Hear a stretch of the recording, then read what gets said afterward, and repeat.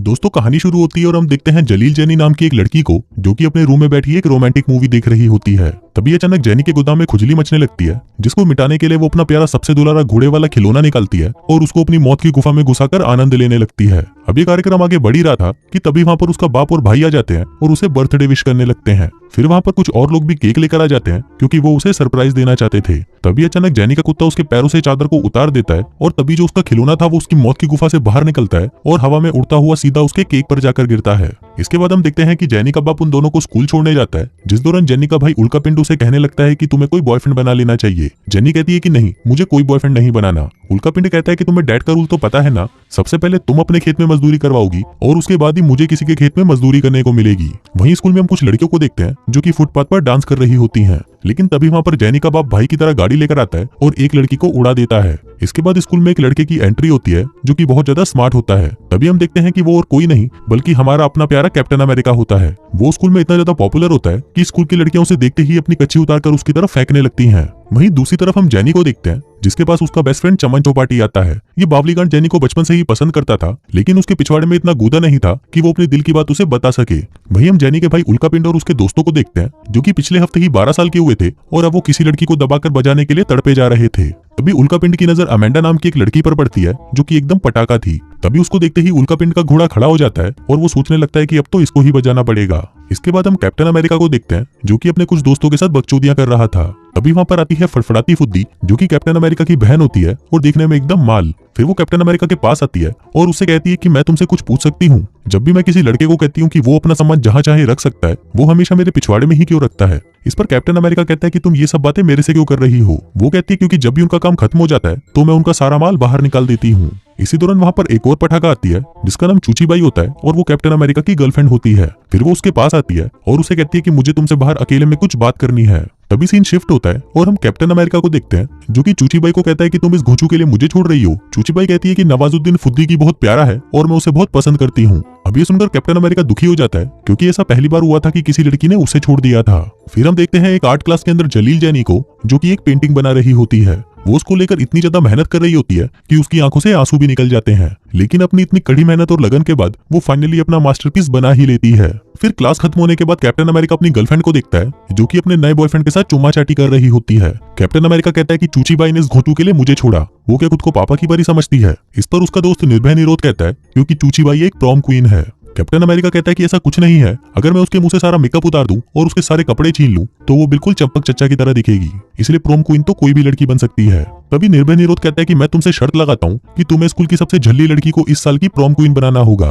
Captain America उसकी ये शर्त मान जाता है, जिसके बाद वो स्कूल की सबसे एवरेज लड़की को ढूंढना शुरू कर देते हैं। तभी उन्हें सामने से आती हुई जैनी दिखाई देती है, जिसको देखकर कैप्टन अमेरिका का रोना निकल जाता है और वो कहता है कि नहीं यार, मुझे कोई भी चलेगी लेकिन ये नहीं, ये तो पूरी बहन जी जैसी है, ये प्रोम क्वीन कैसे बन सकती है। दूसरी तरफ हम उल्का पिंड और उसके दो हरामी दोस्तों को देखते हैं जो कि नंगी लड़कियों को देखने के लिए उनके लॉकर रूम में झांक रहे होते हैं, लेकिन जब वहां से उन्हें कुछ दिखाई नहीं देता तो वो प्लान बनाते हैं कि वो वेंटिलेशन में घुसकर वहां से लड़कियों के लॉकर रूम में जाकर उनको देख लेंगे। जिसके बाद वो तीनों उस वेंटिलेशन चैम्बर में घुस जाते हैं और सीधा जाते हैं लड़कियों के बाथरूम के ऊपर। फिर वो वहां पर दो लड़कियों को देखते हैं जो कि साथ में नहा रही होती हैं, लेकिन तभी अचानक उन दोनों में क्या छुलसी मचती है। वो दोनों एक दूसरे के पास जाती है और अपनी गुफाओं को आपस में रगड़ना शुरू कर देती हैं। वहीं वो तीनों हरामी ये सब ऊपर से देख रहे होते हैं और मजे ले रहे होते हैं। तभी उसी बाथरूम के जस्ट नीचे हम एक क्लासरूम को देखते हैं जिसमें एक टीचर स्टूडेंट्स को पोएट्री पढ़ा रहा होता है। इसके बाद जब वो दोनों लड़कियां नहाकर वहां से चली जाती हैं तो वो तीनों और भी सामानों को देखने के लिए आगे बढ़ने लगते हैं। फिर वो वहां पर एक लड़की को देखते हैं जो कि वहां पर टट्टी करने आती है। तभी उनमें से एक दोस्त कहता है कि लड़की तक तो ठीक था, लेकिन उसकी टट्टी देखने में कोई मजा नहीं है। इस पर उल्का पिंड कहता है कि जो वो दिखा रही है वो देखो और मजे लो, लेकिन फिर वो देखते हैं कि वो लड़की टट्टी करते हुए गंदी गंदी बदबू छोड़ना शुरू कर देती है, जिससे उन तीनों के दिमाग का बुरा हो जाता है। फिर कुछ देर बाद उन तीनों का वहां पर दम घुटने लगता है और साथ ही हम देखते हैं कि ऊपर से वो सीलिंग टूटना भी शुरू हो जाती है। वहीं नीचे पोएट्री टीचर अपने स्टूडेंट्स को गालियां दे रहा होता है और उनको कहता है कि तुम सबके दिमाग में तो सिर्फ टट्टी भरी है। तभी वो सीलिंग पूरी टूट जाती है और वो तीनों उस टट्टी करती हुई लड़की के साथ नीचे आकर सीधा उस टीचर पर गिरते हैं। वहीं लंच के दौरान कैप्टन अमेरिका जेनी के पास आता है और उसे बात करने की कोशिश करता है, लेकिन जेनी उसे बिल्कुल भी भाव नहीं देती क्योंकि कैप्टन अमेरिका ने पिछले 6 सालों से उससे कभी भी बात नहीं करी थी। फिर स्कूल खत्म होने के बाद कैप्टन अमेरिका रग्बी की प्रैक्टिस करने जाता है, लेकिन उसे वहाँ पर खेलने नहीं दिया जाता और एक कोने में बिठाकर रखा जाता है। तभी हमें फ्लैशबैक में दिखाया जाता है कि जब कैप्टन अमेरिका उनकी टीम के साथ एक मैच खेल रहा था, तभी गेम के दौरान उसने बॉल एक चोमू से लड़के को दे दी। उसे लगा कि शायद उनकी टीम ये गेम जीत जाएगी, लेकिन तभी उस बॉल को लेने के लिए दो खिलाड़ी आते हैं और उस लड़के के बीच में से दो टुकड़े कर देते हैं, और इसी कारण से कैप्टन अमेरिका को अब कभी भी ये गेम खेलने नहीं दिया जाता। फिर रात को जब कैप्टन अमेरिका निराश होकर अपने घर पर आता है, तो उसका बाप उसे कहता है कि मुझे पता चल चुका है कि चूची बाई ने तुम्हें धोखा दे दिया है, इसलिए तुम चिंता मत करो, मैंने पहले ही तुम्हारे लिए एक परफेक्ट लड़की ढूंढ रखी है। कैप्टन अमेरिका कहता है कि अच्छा, कौन है वो? तभी उसका बाप वहाँ पर उसकी माँ को बुलाता है और उसे कहता है कि बताओ कैसी है। कैप्टन अमेरिका कहता है लेकिन ये तो मेरी माँ है। बाप कहता है कि यही तुम्हारे लिए बेस्ट है। जिसके बाद वो उन दोनों को अकेला छोड़कर वहाँ से चला जाता है। उधर जेनी के घर पर भी उसका बाप जेनी के पास आता है और उससे पूछता है कि क्या हुआ, आज तुम इतनी शांत कैसे लग रही हो। जेनी बताती है कि स्कूल के एक पॉपुलर लड़के ने मुझे प्रपोज किया, लेकिन मुझे कुछ समझ नहीं आ रहा कि मैं उससे अपनी पिंकी पिटवाऊं या नहीं। बाप कहता है कि पहले तुम्हें उसके साथ कहीं बाहर जाना चाहिए, इससे तुम्हें पता चल जाएगा कि वो लड़का तुम्हारे लायक है भी या नहीं। उधर दूसरी तरफ कैप्टन अमेरिका अपनी बहन के रूम में आता है और उसे कहता है कि मुझे तुम्हारी हेल्प चाहिए। दरअसल मैं चाहता हूँ कि जेनी मुझसे प्यार करना शुरू कर दे। इस पर फड़फड़ाती फुद्दी कहती है कि ठीक है, लेकिन उसके बाद तुम्हें मेरे साथ मजदूरी करनी होगी। कैप्टन अमेरिका कहता है लेकिन तुम तो मेरी बहन हो। जिस पर फड़फड़ाती फुद्दी कहती है कि अगर कुछ लेना है तो कुछ देना भी पड़ेगा। जिसके बाद वो उसे कहती है कि सबसे पहले तुम उसका विश्वास जीतो। फिर अगले दिन हम देखते हैं कि स्कूल में कुछ लड़के जेनी के भाई को तंग कर रहे होते हैं। तभी कैप्टन अमेरिका उसे देख लेता है और वहां पर आकर उन्हें रोकने लगता है, लेकिन तभी उल्का पिंड कैप्टन अमेरिका को ही घुसंड पिला देता है, जिससे गुस्सा होकर कैप्टन अमेरिका उसे मार मार कर उसका भूत बना देता है। फिर उसकी बहन बताती है कि जेनी को स्पेशल फील कराने के लिए उसके लिए एक रोमांटिक सा गाना गाओ जिसके अंदर उसका नाम भी हो। इसके बाद कैप्टन अमेरिका उसके लिए गाना गाने लगता है और गाने में कहता है कि जेनी के पास गन है और वो सबको मार डालेगी। अब ये सुनकर सभी उससे डरकर भागने लगते हैं, क्योंकि उनको लग रहा था कि जेनी के पास सचमुच की गन है। इसी दौरान वहां पर पुलिस भी आ जाती है और जेनी को पकड़कर अपने साथ ले जाती है, लेकिन फिर कैप्टन अमेरिका उसे छुड़ाकर अपने घर ले आता है और कहता है कि चलो अब जल्दी से घोड़ी बन जाओ। जेनी कहती है कि तुम होगे सबसे हैंडसम, लेकिन मैं तुम्हारी गर्लफ्रेंड नहीं बन सकती। तभी कैप्टन अमेरिका अंदर चला जाता है और अपने घोड़े पर क्रीम लगा कर आता है। तभी जेनी उसके घोड़े को देखती है और कहती है कि मुझे मीठा खाने में कोई इंटरेस्ट नहीं। जिसके बाद वो वहां से चली जाती है। अगले दिन कैप्टन अमेरिका फिर से जेनी के घर पर आता है और उससे पूछता है कि क्या तुम मेरे साथ पार्टी में चलोगी। जेनी कहती है कि मैं तुम्हारे साथ नहीं चल सकती क्योंकि मैं अच्छे से तैयार नहीं हूँ। पर तभी वहां पर फड़फड़ाती फुद्दी आती है और उसे कहती है कि मैं तुम्हारी इस बंजर जमीन को फिर से हरा भरा कर दूंगी। जिसके बाद वो उसे ऊपर रूम में ले जाती है और उसका मेकओवर करने लगती है। फिर कुछ देर बाद जब जलील जेनी तैयार होकर नीचे आती है तो वो इतनी ज्यादा खूबसूरत लग रही थी कि उसको देखकर कैप्टन अमेरिका उसका दीवाना हो जाता है। और कैप्टन अमेरिका तो क्या, मैं तो खुद भी इसका दीवाना हो चुका हूँ। इसके बाद वो तीनों पार्टी में पहुंचते हैं, जहाँ पर वो सभी जेनी को देखकर हैरान हो जाते हैं, क्योंकि पहले तो वो बिल्कुल चंपू लगती थी और अब अचानक से एकदम माल बन चुकी है। उस पार्टी में चमन चौपाटी भी आता है, लेकिन कोई भी उसे अंदर घुसने नहीं देता। फिर पार्टी में हम उल्का पिंड को भी देखते हैं, जो कि अमेंडा के लिए एक लव लेटर लिखकर लाया था। लेकिन जब वो उस लेटर को उसे देने जाता है तो वो देखता है कि उसको बजाने के लिए पहले से ही वहां पर लड़कों की बहुत लंबी लाइन लगी हुई है। वहीं फड़फड़ाती फुद्दी भी कुछ चूसते हुए एक लड़के के पास आती है और उसे कहती है कि हाय, मेरा नाम है फड़फड़ाती फुद्दी। लड़का कहता है कि हाँ मुझे पता है, क्योंकि हमने बस 5 मिनट पहले ही गचागच किया है। जिसके बाद वो अपनी प्यास बुझाने के लिए एक बुढ़िया के पास आ जाती है। वहीं जलील जेनी भी दारू पीकर इतनी ज्यादा भंड हो जाती है कि वो पार्टी में उल्टी सीधी हरकतें करना शुरू कर देती है। तभी कैप्टन अमेरिका उसके पास आता है और कहता है कि तुम ये क्या कर रही हो। जेनी कहती है कि मैंने तुम्हें कहा था ना कि मुझे दारू मत पिलाना। कैप्टन अमेरिका कहता है लेकिन मैंने तो तुम्हें सिर्फ कोल्ड ड्रिंक पिलाई थी। इसी दौरान वहां पर चूची बाई अपनी 2 सहेलियों को लेकर आती है और जेनी की बेइज्जती करने लगती है। कहती है कि चाहे तुम कितनी भी सुंदर हो जाओ, लेकिन तुम लूजर की लूजर ही रहोगी। जिसके बाद वो उसके संतरों में पानी डाल देती है। अब अपनी इस बेइज्जती से जेनी रोने लग जाती है और वहां से भाग जाती है। फिर अगले दिन जब जेनी स्कूल आती है तो उसे पता चलता है कि स्कूल में एक प्रॉम होने वाला है और प्रॉम क्वीन के सिलेक्शन के लिए जेनी का नाम भी नॉमिनेट किया गया है। फिर लंच के दौरान कैप्टन अमेरिका जेनी के पास आता है और उसे पूछता है कि क्या तुम मेरे साथ प्रॉम पर चलना चाहोगी। अब ये सुनकर जेनी खुश हो जाती है और उसे हाँ कर देती है। फिर उसी रात स्कूल का एक रग्बी मैच होता है, जहाँ हमेशा की तरह कैप्टन अमेरिका टीम से बाहर बैठा होता है। लेकिन जब उनकी ही टीम बुरी तरह से हार रही होती है और साथ ही उनके एक प्लेयर को चोट भी लग जाती है, तो लास्ट में कोच ना चाहते हुए भी कैप्टन अमेरिका को खेलने के लिए भेज देते हैं।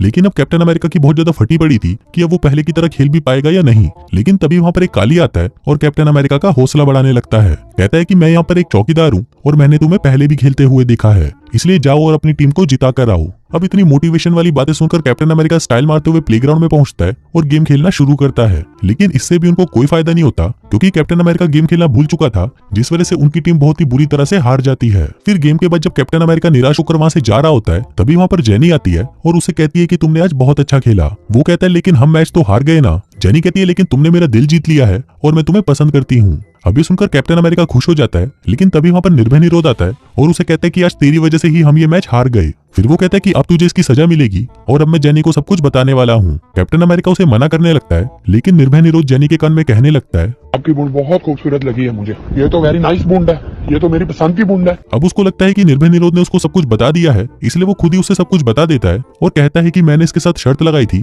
कि मैं तुम्हें पटाकर प्रॉम क्वीन बनाऊंगा, लेकिन अब ऐसा नहीं है, मैं तुमसे सच में प्यार करने लगा हूँ। लेकिन जेनी उसकी बातों पर विश्वास नहीं करती और रोते हुए वहां से चली जाती है। इसके बाद हम देखते हैं कि कई दिन बीत जाते हैं, लेकिन वो दोनों एक दूसरे से बिल्कुल भी बात नहीं करते। फिर कुछ दिनों बाद प्रॉम पार्टी होती है, जहाँ पर जेनी निर्भय निरोध के साथ आई होती है और कैप्टन अमेरिका अपनी बहन फटफड़ाती फुद्दी के साथ। वहीं उल्का पिंड भी होता है, जो कि आज अमेंडा की लेने की पूरी तैयारी करके आया था। तभी वहाँ पर अमेंडा भी आ जाती है, जो कि एकदम पटाखा लग रही थी। अब उल्का पिंड अपना लव लेटर लेकर उसके पास जाता है और वो उसे दे देता है, लेकिन उसको पढ़ने के बाद अमेंडा उसे कहने लगती है कि तुमने मुझे समझ क्या रखा है, मैं तुझे उस टाइप की लड़की लगती हूँ जो लेटर्स देने वाले लड़कों के साथ घचाघच करती है। उल्का पिंड कहता है कि नहीं नहीं, ऐसा नहीं है। अमेंडा कहती है कि मैं ऐसे ही किसी लड़की के साथ सोती नहीं हूँ, मैं तो बस उनका हिलाकर छोड़ देती हूँ। जिसके बाद वो उससे अपनी पिंकी पिटवाने के लिए उसे अपने साथ ऊपर ले जाती है। वहीं जब कैप्टन अमेरिका और जेनी अपने अपने प्रोम पार्टनर्स के साथ डांस कर रहे होते हैं, तभी जेनी देखती है कि फटफड़ाती फुद्दी बहुत ज्यादा एक्साइटेड हो जाती है और वहीं पर ही कैप्टन अमेरिका को चूसना शुरू कर देती है। अब ये देखकर जेनी दुखी हो जाती है और रोते हुए वहां से चली जाती है। तभी वहां पर प्रॉम किंग और क्वीन का अनाउंसमेंट किया जाता है, जहां पर प्रॉम किंग हमेशा की तरह कैप्टन अमेरिका बनता है। फिर बारी आती है प्रॉम क्वीन की और यहाँ पर चूची बाई को लग रहा था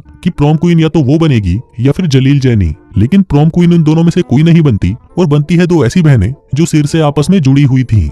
इसी दौरान कैप्टन अमेरिका देखता है कि जेनी निर्भय निरोध के साथ कहीं पर जा रही होती है। फिर वो भागकर उन दोनों के पीछे जाता है और देखता है कि वो दोनों एक होटल रूम में गए हैं। फिर वो उनके रूम के बाहर आता है, जहां उसे अंदर से ऊह आह की आवाजें सुनाई देती हैं। फिर जैसे ही वो रूम के अंदर जाता है तो वो देखता है कि वहां पर निर्भय निरोध चूचीबाई की ले रहा होता है और वहीं नवाजुद्दीन फुद्दीकी खड़ा होकर उनका वीडियो बना रहा होता है। कैप्टन अमेरिका उसे पूछता है कि जेनी कहाँ है, जिस पर निर्भय निरोध बताता है कि वो तो रोते हुए अपने घर चली गई। फिर कैप्टन अमेरिका उन तीनों के मुंह पर एक एक घुसंड मारता है और जेनी को मनाने के लिए उसके घर पहुंच जाता है। वो वहां पर उसके बाप से पूछता है कि जेनी कहाँ है, जिस पर उसका बाप बताता है कि वो तो एयरपोर्ट गई है क्योंकि अभी उसकी पेरिस की फ्लाइट है। अब कैप्टन अमेरिका को कैसे भी जेनी को रोकना था, इसलिए वो भी भागता हुआ सीधा एयरपोर्ट पहुंच जाता है। वहीं चमन चौपाटी भी आ जाता है, क्योंकि वो भी जेनी से प्यार करता था और आज वो उसे अपनी दिल की बात बताना चाहता था।